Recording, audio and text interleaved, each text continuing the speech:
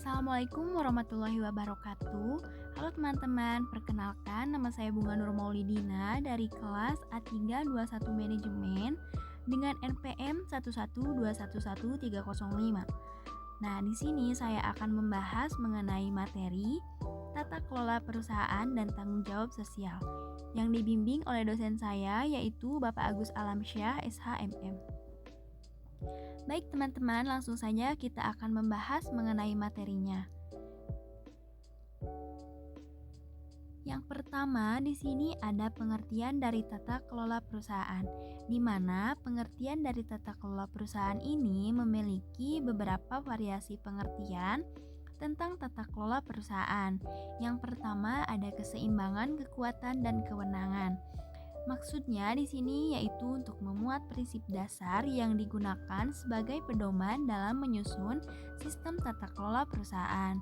Lalu yang kedua ada pertanggungjawaban, di mana pertanggungjawaban di sini yaitu untuk membangun sistem pada keseimbangan, kekuatan, dan kewenangan.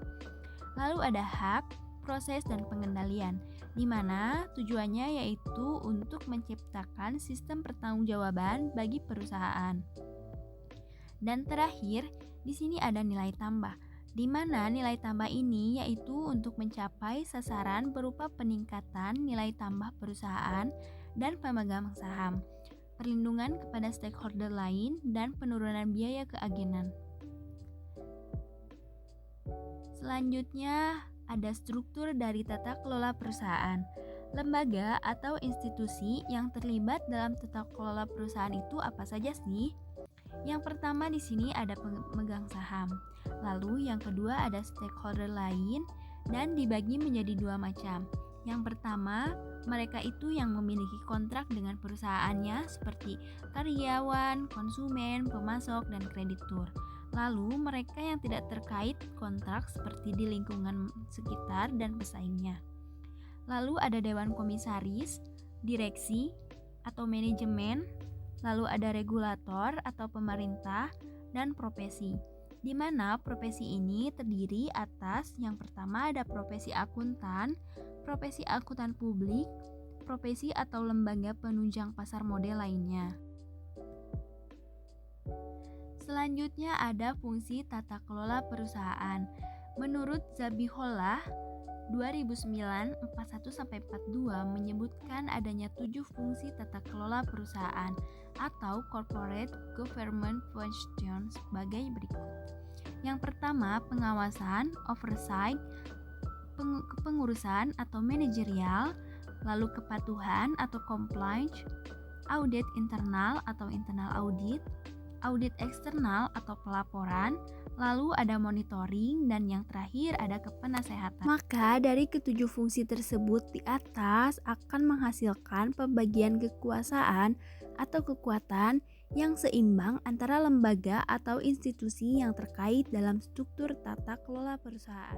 Selanjutnya ada prinsip OECD atau Organization for Economic Cooperation and Development atau yang disingkat dengan OECD. Organisasi internasional yang sangat berkepentingan terhadap berjalannya sistem tata kelola perusahaan di negara-negara anggotanya dan selain anggotanya.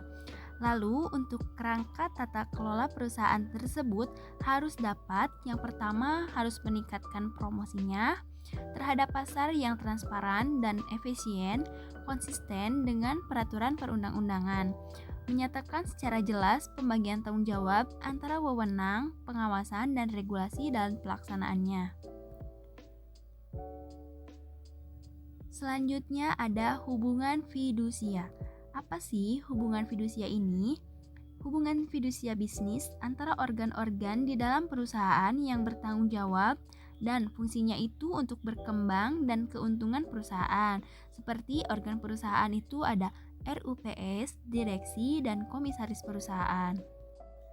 Dengan bersatunya kekuatan antara ketiganya harus dapat menciptakan keseimbangan kekuasaan atau wewenangnya dan kekuatan bagi masing-masing pihak dalam menjalankan kewenangan masing-masing.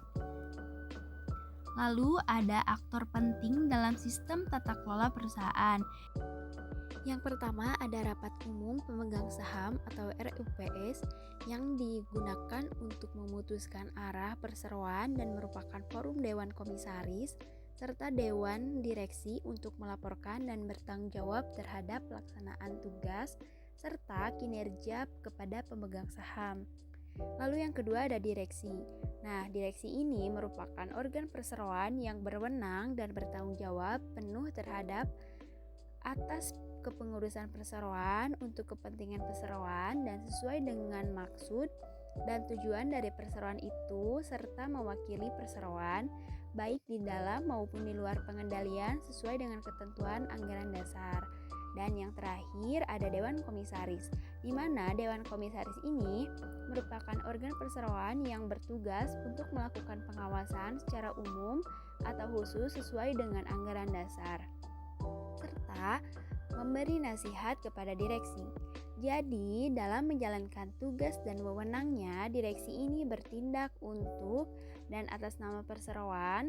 Lalu perseroan juga sebagai badan hukum terpisah yang mempunyai tujuan dan kepentingan sendiri dengan kreditur dan karyawan serta konstituen terhadap terpenting perusahaan yang harus diperhatikan juga stakeholder lain di luar perusahaan atau kreditur.